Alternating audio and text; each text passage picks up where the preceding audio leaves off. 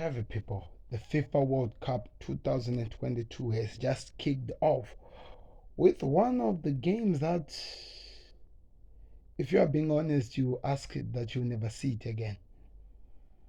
Mm, it was there were two good countries, 11 good people in the games, in different sides of the teams.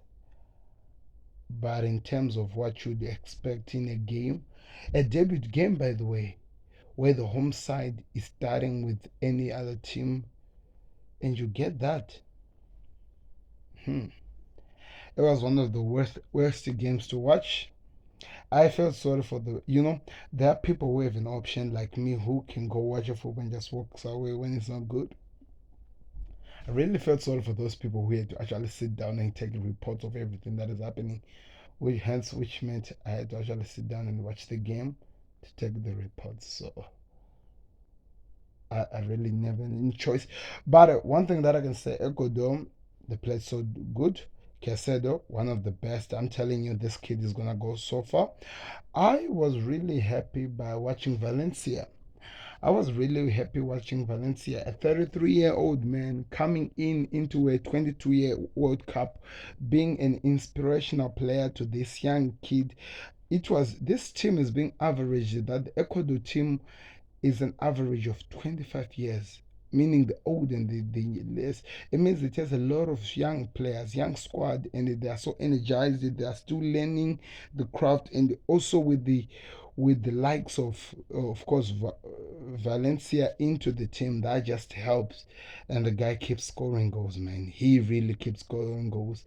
They're coming on one of the most hardest side to actually qualify in terms of how it is hard for you to qualify in South America.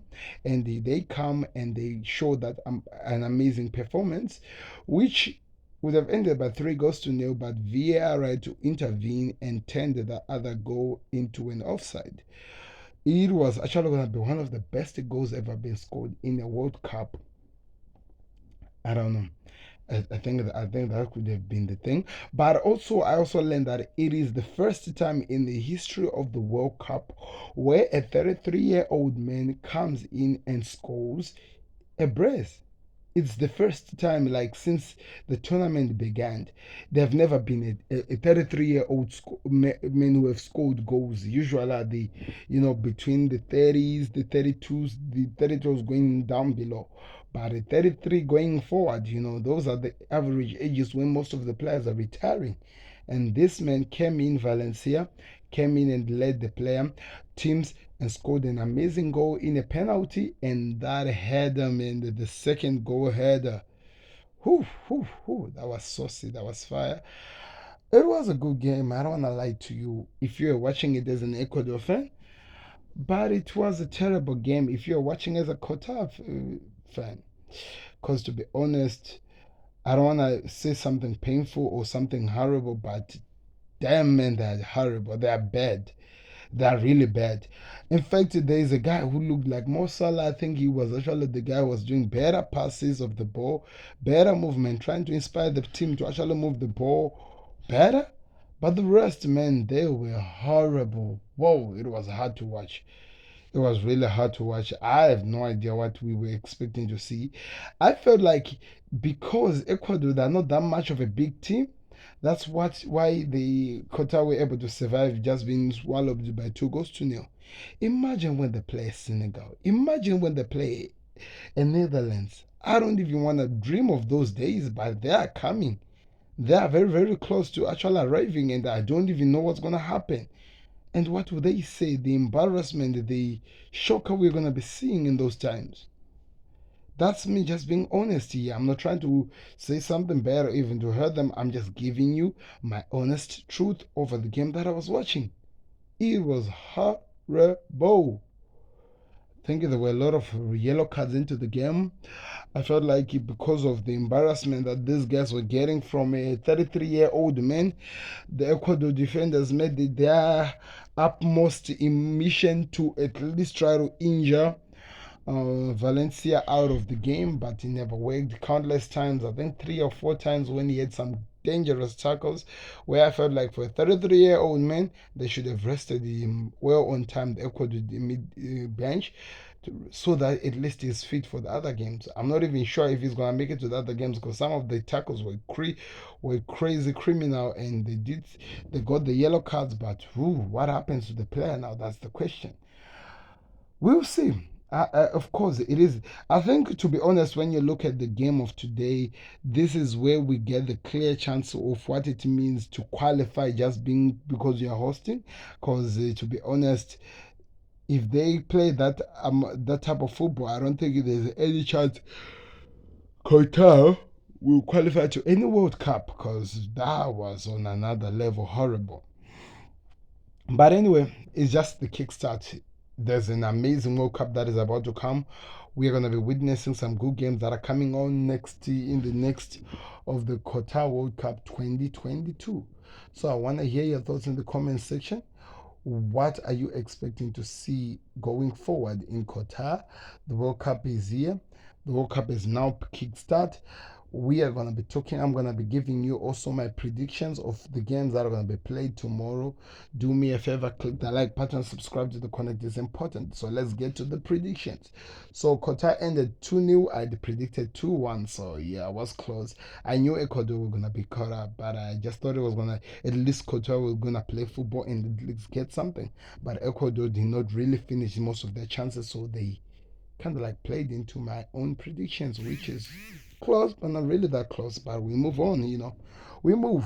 So tomorrow we have three exciting games where we're going to be watching early in the afternoon, where we're going to be watching England versus Iran. I think it's easy. We can also see this one is written. England, I think, are going to win this game by 4-0.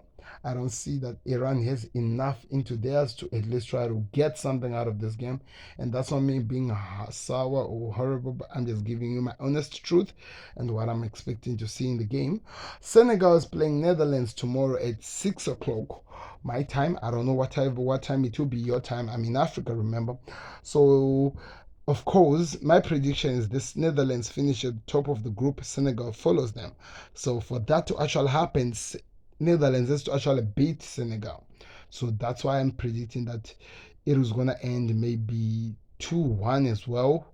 Because usually we have to understand Senegal defense doesn't usually allow teams to beat them that horrible. In fact, they actually stop most of the teams, but I think there's going to be goals here. There's Netherlands, for Christ's sake. So we'll see. USA is playing against Wales. Well, as much as I don't know much about Wales, but also England, I don't know as much as well about US, but I think that maybe US has something to prove in this World Cup, and I think they're gonna beat Wales by 2-1.